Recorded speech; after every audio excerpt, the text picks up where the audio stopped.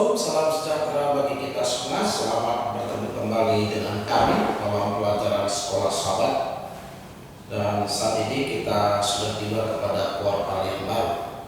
Namun sebelumnya kami ingin menyampaikan terima kasih kepada Bapak Ibu yang sudah memberikan pertanyaan atas beberapa pelajaran yang kita sudah pelajari di kuartal yang lalu. Dan hari ini kita akan mencoba menjawab pada dua pertanyaan yang sangat penting yang telah ditanyakan sehubungan dengan pelajaran Sekolah Sahabat kita di pelajaran yang ke-11 yang bercerita tentang nubuatan 2300 tanda pagi. Pertanyaannya adalah apa hubungan nubuatan dan Alkitab dan apa korelasinya dengan kehidupan zaman manusia zaman sekarang. Nah, perlu kita pahami bahwa nubuatan itu adalah bagaimana Tuhan menyatakan sesuatu kepada kita, ya, di mana itu belum terjadi. Dan penggenapan nubuatan itu bisa terjadi sekarang, ya, kemudian sedang berlangsung, ataupun ada penggenapan di masa yang akan datang. Namun kalau kita lihat di dalam nubuatan kitab Daniel, ya, karena ada dua buku dalam Alkitab yaitu Daniel dan Wahyu yang sejajar di dalam memberikan penerangan akan nubuatan sejarah tentang perjalanan dunia kita ini. Dan di sana kalau kita lihat bahwa kelihatannya apa yang disampaikan oleh Daniel dan Wahyu adalah merupakan penafsiran yang sama, ya, tentang bagaimana sejarah dunia kita sampai nanti munculnya, ya, kerajaan-kerajaan. Dan bagaimana korelasinya? Nah, kita lihat bahwa peristiwa-peristiwa yang terjadi di zaman itu, ya, kita lihat itu juga akan terulang di zaman kita sekarang, bahkan nanti di masa akan datang. Ya, jadi kalau ditanya apa hubungannya kita dan nubuatan, ya jelas bahwa Alkitab menerangkan kepada kita tentang nubuatan itu sendiri dan apa penafsiran daripada nubuatan itu sendiri. Korelasinya adalah bahwa ketika kita tahu peristiwa-peristiwa itu terjadi, itu menunjukkan bahwa kita sedang berjalan, ya, bisa saja kita sedang berjalan pada saat nubuatan itu sedang digenapi, ataupun kita sedang menantikan penggenapan nubuatan itu. Nah, kemudian yang kedua yang kita bisa lihat dari pertanyaan bahwa bagaimana kita bisa meyakinkan diri kita dan orang lain tentang penggenapan akan nubuatan. Bapak Ibu yang dikasihi oleh Tuhan, ya, terima kasih atas pertanyaan yang sangat baik ini. Bagaimana kita bisa meyakinkan diri kita dan orang lain tentang penggenapan akan nubuatan itu? Nah, tentu Alkitab memberikan satu jawaban kepada kita bahwa, ya, nubuatan itu adalah pernyataan Allah kepada umat Tuhan, di mana tujuannya adalah Tuhan ingin memberitahukan kepada kita apa yang Dia akan rencanakan, ya, sebelum itu terjadi. Nah, itu poinnya.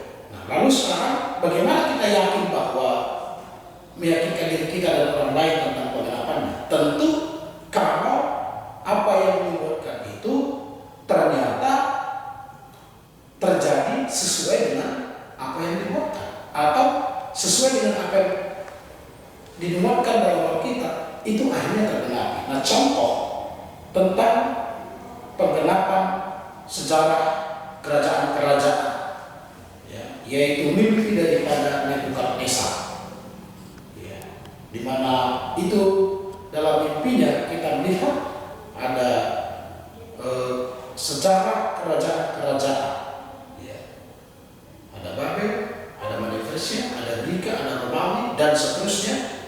Dan ketika kita coba hubungkan dengan sejarah, maka itu terjadi dan itu meyakinkan kita. Nah, poinnya bahwa bagaimanapun kita bisa mengetahui akan penafsiran-penafsiran ini, jika kita tidak yakin bahwa firman Tuhan ini adalah ilham dari Allah, maka sulit kita akan menerima. Oleh sebab itu, firman Tuhan ini adalah wahyu dari Allah yang dinyatakan kepada manusia. Oleh sebab itu kita terima sebagai penutup bagi kita untuk zaman akhir ini. Yang jelas bahwa ketika kita tahu peristiwa ini semua terjadi, maka sebagai umat Tuhan kita harus meyakini bahwa ini adalah benar-benar datangnya daripada Tuhan. Nah, itu mungkin yang kami bisa berikan jawaban.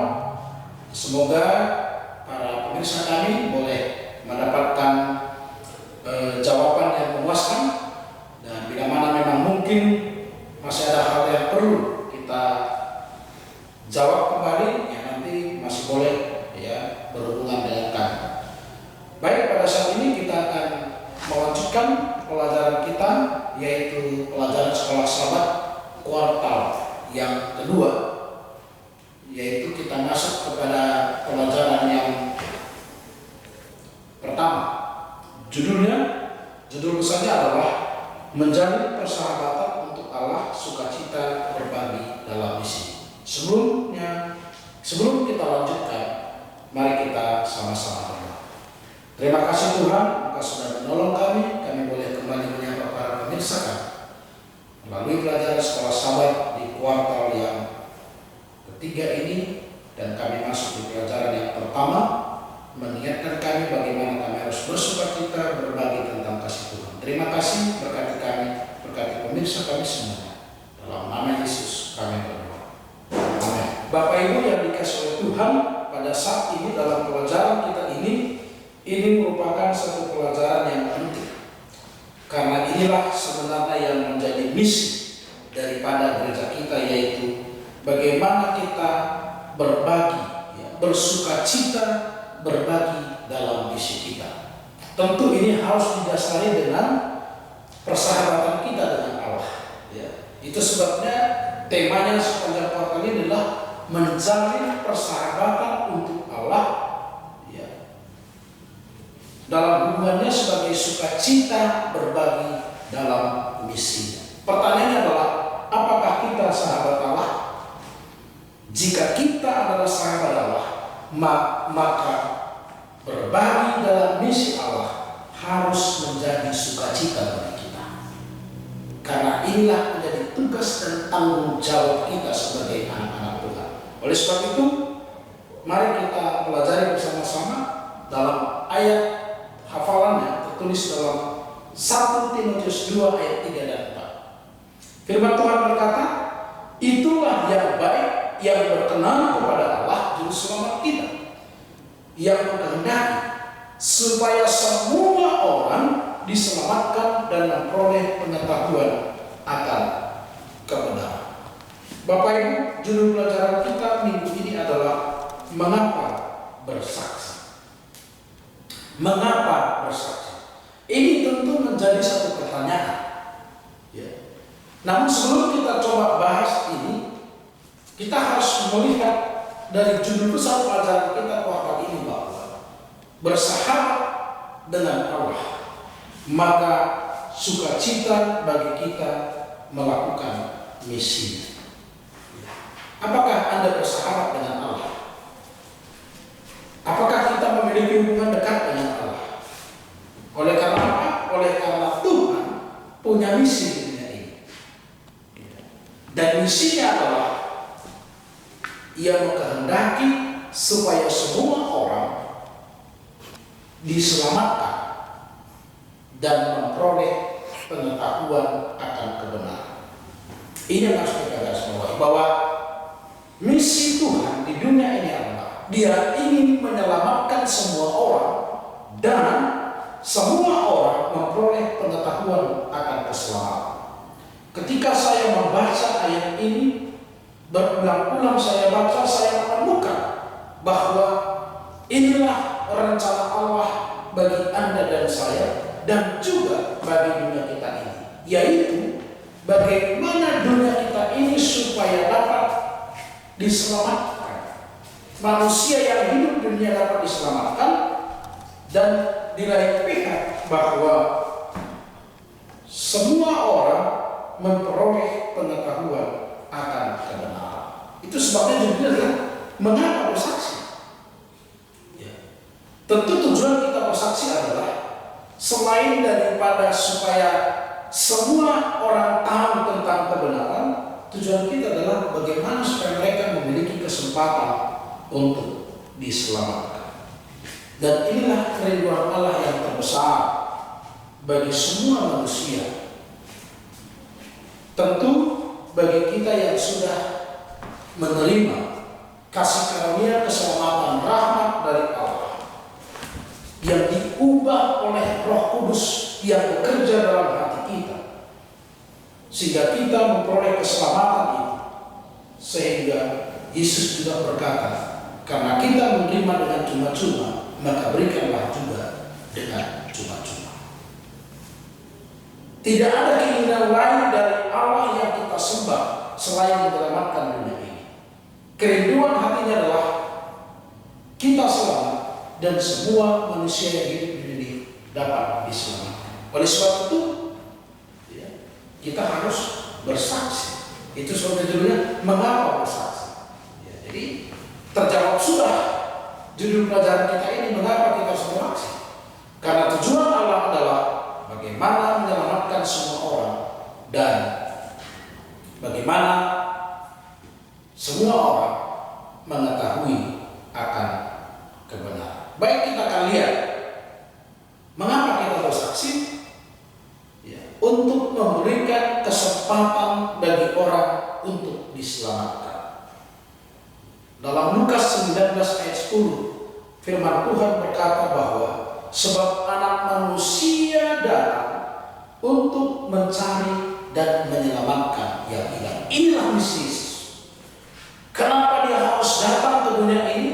Kenapa dia harus memberikan nyawanya untuk manusia? Karena dia mau mencari yang hilang. Tuhan memberikan kesempatan untuk selamat kepada siapa saja, termasuk Anda dan saya. Dan dia rindu semua orang yang sudah mengetahui akan kebenaran ini mendapatkan kesempatan untuk diselamatkan. Untuk diselamatkan. Jadi kenapa kita harus bersaksi? Karena Tuhan mau supaya kita selamat dan orang lain pun selamat. Tuhan mau dan memberikan kesempatan kepada semua orang itu sama. Hanya yang membedakan adalah bagaimana respon kita terhadap kasih karunia atau rahmat Allah yang kita sudah terima. Itu sebabnya dalam Yakobus 5 ayat 20 berkata, barang siapa membuat orang berdosa berbalik dari jalan yang sesat, ia menyelamatkan jiwa orang itu dari neraka. Tanpa kita sadar, ketika kita bersaksi, berbagi tentang kasih Yesus kepada orang lain, kita menyelamatkan diri ketika dia bertobat. Namun di satu sisi jangan lupa, kita juga menyelamatkan diri kita.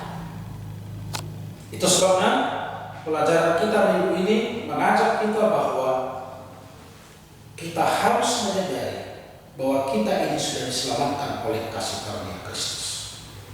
Dan dengan keselamatan yang kita anugerah yang kita terima itu, yang kita respon dengan iman kita, maka kita menunjukkan bagaimana kita boleh berbagi tentang kasih Kristus. Karena itu yang kita sudah dapatkan, itu yang kita sudah alami. Pengalaman kita diselamatkan bersama dengan Kristus, itulah yang harus kita bagikan, itulah yang harus kita saksikan. Jadi ketika kita bersaksi, itu artinya kita memberikan kesempatan terbaik kepada orang lain untuk diselamatkan. Jadi ketika kita mau berbagi tentang kasih Kristus, itu artinya terbuka kesempatan bagi orang untuk diselamatkan. Kenapa? Karena inilah rencana Allah yang paling mulia. Lukas 19 ayat 10 dikatakan bahwa memang inilah tujuan Allah, yaitu mencari yang hilang. Jadi poin pertama dari pelajaran kita, mengapa kita bersaksi? Karena dengan bersaksi kita memberikan kesempatan terbaik bagi orang untuk diselamatkan. Bersaksi menjadi satu kunci untuk keselamatan bagi orang lain. Lalu poin berikut dalam pelajaran kita juga dikatakan bahwa dengan bersaksi kita bukan hanya memberikan kesempatan supaya orang lain juga diselamatkan, tetapi kalau kita lihat dalam pelajaran kita dikatakan dengan kita berbagi kasih Kristus, maka kita juga membuat Yesus bergembira. Artinya bersukacita. Tentu salah satu kabar yang selalu kita ingin dengar dari siapapun adalah kabar baik. Itu sebabnya ketika kita bertemu dengan sahabat kita, teman kita, maka kita selalu akan bertanya, bagaimana kabar hari ini? Dan kita pasti semangat ketika mendengar, oh kabar baik-baik. Namun kalau ada mungkin dari teman-teman kita yang memberikan berita yang kurang baik, maka kita pasti akan sedih. Nah oleh sebab itu, ya, respon kita terhadap kasih karunia Allah, ya, yang kita tunjukkan dengan cara membagikan kasih karunia itu, rahmat yang kita sudah terima itu, kita bagikan itu kepada orang lain. Itulah yang membuat Yesus bersukacita. Jadi bersaksi akan membuat Allah bersukacita. Bahkan dalam pelajaran kita dikatakan, bukan hanya Allah, dikatakan bahwa segenap sorga bersukacita ketika orang-orang yang hilang ditemukan kembali. Kenapa?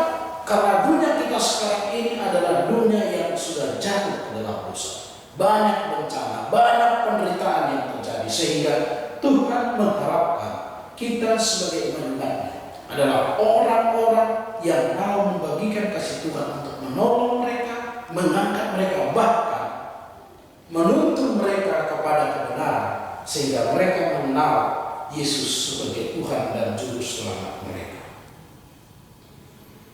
Dalam Zefania pasal 3:17 berkata bahwa Tuhan ada di antara kamu sebagai pahlawan yang memberi kemenangan. Ia dapat memulihkan. Artinya bisa kita bayangkan bahwa bagaimana kerinduan Allah bagi kita masing-masing, sehingga ketika kita datang membagikan kabar sukacita kepada orang lain, dikatakan Tuhan ada sebagai pahlawan. Ia ada sebagai orang yang mau menuntun. Kenapa? Karena Tuhan bersukacita ketika ada orang-orang yang dituntun dan diselamatkan. Jadi kenapa Anda harus bersaksi? Karena dengan bersaksi Anda membuat Tuhan Anda bersukacita. Anda membuat Yesus senang. Oleh karena kita dapat membagikan kasih Yesus kepada orang lain. Mengapa kita bersaksi? Poin yang berikut adalah karena dengan bersaksi kita dapat bertumbuh secara rohani. Pertumbuhan apa? Nah, ini kita akan pelajari. Bertumbuh di dalam memberi. Bapak Ibu yang dikasihi oleh Tuhan, bahwa dalam kehidupan kekristenan kita, jika kasih karunia Allah itu mengalir dalam diri kita yang kita sudah terima terus-menerus dalam hidup kita, maka itu juga harus kita bagikan kepada orang lain. Di daerah Timur Tengah sana ada satu nama laut yang disebut dengan Laut Mati. Kenapa disebut dengan Laut Mati? Karena Laut Mati ini adalah satu tempat di mana semua yang datang di sana itu begitu saja. Dia tidak mau berbagi dengan danau-danau yang lain, dan iklimnya sangat panas, kering, sinar matahari yang kuat sehingga kondisinya menyebabkan dia menguap sangat kuat karena kadar garam dari laut Mati ini cukup tinggi, sehingga ia dapat bertahan. Dan di sana dikatakan tidak ada ikan yang bisa hidup, hanya beberapa terimicoba. Kenapa? Karena dia tidak mau berbagi airnya dengan orang lain. Hidup kita juga kalau tidak mau berbagi, Bapak Ibu, akan sama seperti Laut Mati ini.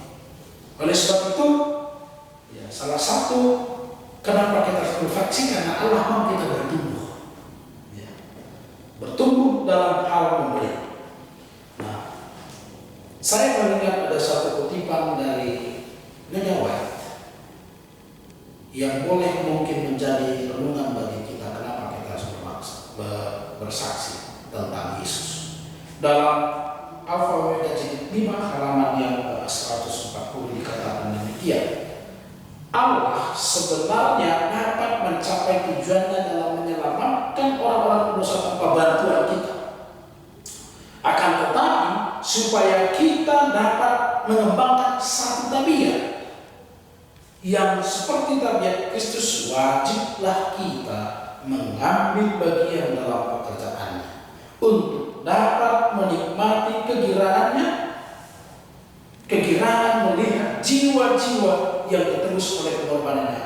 Wajiblah kita mengambil bagian dalam segenap pekerjaan untuk penebusan mereka itu. Ya, Bapak Ibu, bahwa kenapa kita bersaksi Allah ingin kita bertumbuh dan memperkembangkan tabiat kita, yaitu tabiat sama seperti tabiat Kristus, yaitu suka memberi dan mengasihi. Caranya bagaimana? Berbagi tentang kasih Kristus lewat kesaksian ini. Ingat tadi dalam ketiban itu dikatakan bahwa untuk menikmati kegirangan-kegirangannya, melihat jiwa-jiwa. Bapak Ibu, jika kita melakukan satu pelayanan penginjilan dan hasilnya kita lihat dengan luar biasa, maka tentu kita akan bersukacita. Oleh sebab itu, ketika kita terlibat dalam hal ini, kita mengalami sukacita yang besar. Itu sebabnya Allah mau supaya kita bertumbuh. Pada saat Anda membagikan pengalaman rohani saya dengan orang lain, maka itu akan melatih kita untuk bertumbuh setiap hari. Itu sebabnya kita tidak boleh tidak terlibat dalam hal ini, karena ini menjadi tugas dan tanggung jawab kita. Kita mau bukan hanya Allah yang senang dengan apa yang kita lakukan, bukan hanya memberikan kesempatan kepada orang lain untuk selamat, tetapi lebih daripada itu, kita mau menikmati kegirangan ketika orang-orang bertobat. Kita mau bertumbuh di dalam tabiat yang kita miliki. Kemudian kenapa kita harus juga bersaksi? Maka yang berikut dalam pelajaran kita dikatakan bahwa loyalitas. Ya, apa ini loyalitas? Loyalitas adalah sebuah kesetiaan komitmen atas perintah yang Tuhan berikan bagi kita. Karena perintah Tuhan itu jelas, kasihilah sesamamu manusia. Dalam 2 Petrus 3:9 apa dikatakan? Jangan membalas kejahatan dengan kejahatan. Ya. Jangan membalas kejahatan dengan kejahatan. Tapi apa dikatakan? Hendaklah kita menjadi berkat. Saudara, Tuhan sangat bersemangat untuk menyelamatkan orang. Dan tidak ada hal yang lebih penting dalam misi Kristus kecuali menuntun menyelamatkan orang. Dengan ketulusan yang dilakukannya, dengan misi yang dijalankannya, dia mau supaya orang memperoleh pengetahuan dan kebenaran tentang keselamatan itu. Tujuannya apa? Supaya tidak ada yang binasa. Tujuan Allah bahwa supaya setiap orang jangan binasa, melainkan semua orang berbalik dan bertobat. Itu tujuan Allah. Nah, oleh sebab itu Allah juga mau, karena ini adalah perintah yang jelas. Allah mau, oleh karena orang lain juga perlu selamat.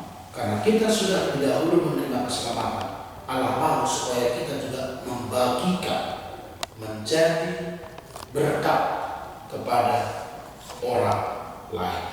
Karena ketika kita menjadi berkat kepada orang lain, kita menunjukkan satu loyalitas, kesetiaan kita dalam menjalankan perintah Tuhan.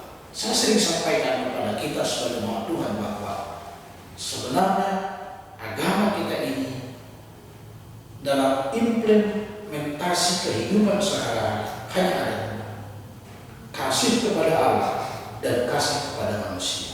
Bagaimana Anda mengasihi Allah? Ya. Ingatlah firman Tuhan dari hukum pertama sampai hukum yang keempat. Itulah cara mengasihi Allah. Bagaimana kita mengasihi sesama? Ingatlah hukum kelima sampai yang ke-10. Jadi 4 untuk Tuhan, 5 untuk sesama manusia. Maka akhirnya sempurnalah, disempurnakan dalam apa? Salib. Ya. Garis vertikal adalah hubungan kita dengan Tuhan, yaitu hukum pertama sampai ke-4. Sedangkan garis vertikal hubungan kita kepada manusia yang dilapangkan dengan salib, karena salib itu adalah kasih Kristus. Saudara, sesederhana itulah sebenarnya implementasi kehidupan kita sebagai umat-umat Tuhan. Kalau kita mau menjadi berkat, maka mari kita jalankan kesetiaan, loyalitas kita kepada pemimpin atau kepada Allah yang kita sembah. Karena ini sangat penting, karena Allah mau supaya kita menjadi saksi, kepada bangsa-bangsa yang lain. Yesaya 49 ayat 6 katakan apa? Terlalu sedikit bagimu hanya menjadi hamba.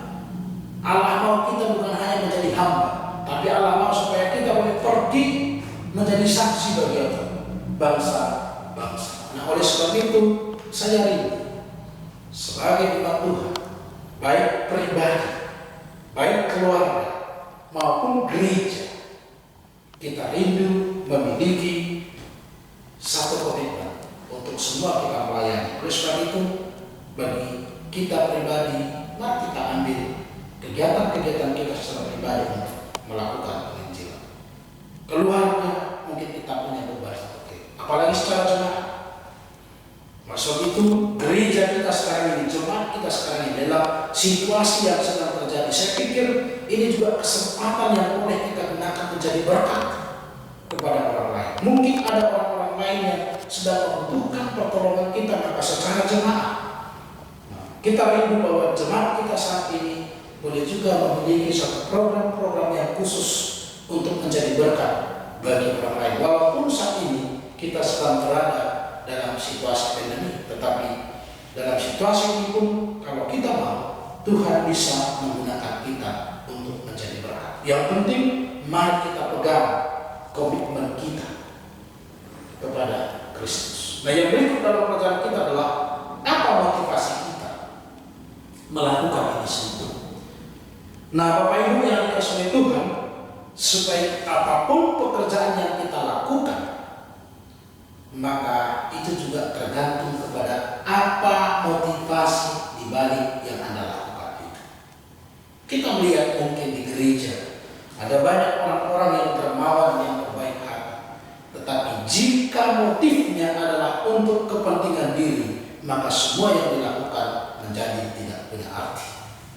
Oleh sebab itu, bersaksi bagi orang lain harus didasari dengan motif yang benar dan jelas. Dan minggu ini kita diajak apa motif kita kalau bersaksi. Saudara, kecenderungan memang kita sebagai manusia ada motif-motif yang tertentu ketika kita datang bersaksi.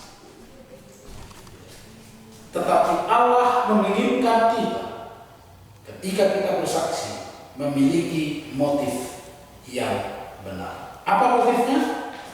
Pelajaran kita mengatakan bahwa karena kita menerima kasih karunia dari Allah dalam diri kita, kita diselamatkan oleh rahmat Allah yang sudah dilimpahkan bagi kita, maka hendaklah juga yang memotivasi kita adalah kasih.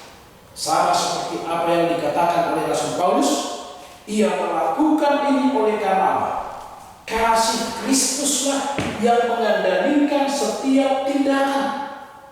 Setiap kesaksian dikatakan kasih Kristuslah yang mendesak aku. Anda boleh baca dalam 2 Korintus 5 ayat 14, 15, 18 sampai 20. Bagaimana Rasul Paulus merasakan kasih Tuhan itu sehingga dia merasa bahwa kasih itulah yang memanggil dia untuk apa?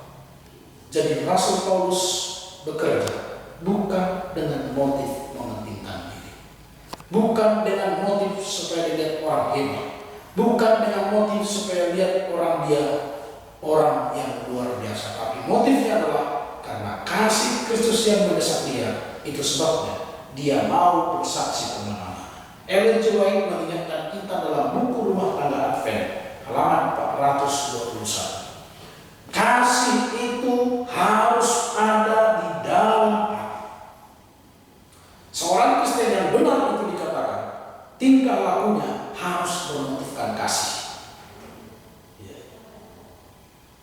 Cinta kasih yang sudah berakar kepada Kristus menimbulkan satu perhatian yang tidak mementingkan diri kepada saudara-saudara.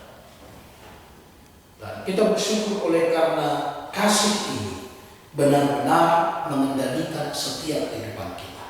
Itu sebabnya ketika kita melakukan pelayanan, ketika kita melakukan penginjilan, kegiatan-kegiatan evangelisasi, maka poin yang harus kita tangkap adalah kita dimotivasi oleh karena kasih Kristus. Bukan supaya kita hebat, bukan supaya gereja kita menjadi gereja yang luar biasa dibandingkan gereja lain, tetapi karena memang kita punya misi untuk menjadi berkat, membagikan kasih Tuhan. Sehingga jika kasih itu ada dalam hati kita, itulah yang memotivasi kita untuk apa. Sehingga walaupun pekerjaan kita tidak menghasilkan hal yang luar biasa, karena kita melakukannya dengan kasih, maka kita akan melakukan dengan apa? Dengan gembira. Kita akan melakukan dengan sukacita. Ini menjadi hal yang sangat penting bagi kita pada saat ini. Oleh karena ada banyak orang melakukan kegiatan-kegiatan dengan tujuan yang lain. Tapi firman Tuhan sendiri mengingatkan kita bahwa kita bersaksi. Tujuannya adalah bagaimana kita boleh dimotivasi dengan kasih. Dengan kasih itu yang ada dalam diri kita, kita menjadi berkat bagi orang lain. Semoga dengan pelajaran ini kita boleh bersaksi. Bersaksi untuk keselamatan orang lain. Menjadi berkat bagi semua orang yang dimotivasi oleh kasih. Sehingga kehidupan kita semakin hari akan bertumbuh secara rohani. Tuhan kiranya memberkati. Mari kita berdoa. Terima kasih Bapa di surga, berkat-Mu sudah kami rasakan, dan saat ini firman-Mu sudah dibagikan lewat pelajaran sekolah sahabat ini. Tuhan memberkati kami semua, khususnya para pemirsa kami yang ada di FB kami. Tuhan juga memberkati semua, berkati kehidupan dan keluarga mereka, berkati rencana-rencana mereka. Biarlah semua kami bersukacita dan di hari yang lain kami kembali dapat mendengarkan Tuhan bersabda lewat pelajaran sekolah sahabat ini. Terima kasih Bapak bersama dengan kami, pemirsa kami, dalam nama Yesus kami berdoa. Amin.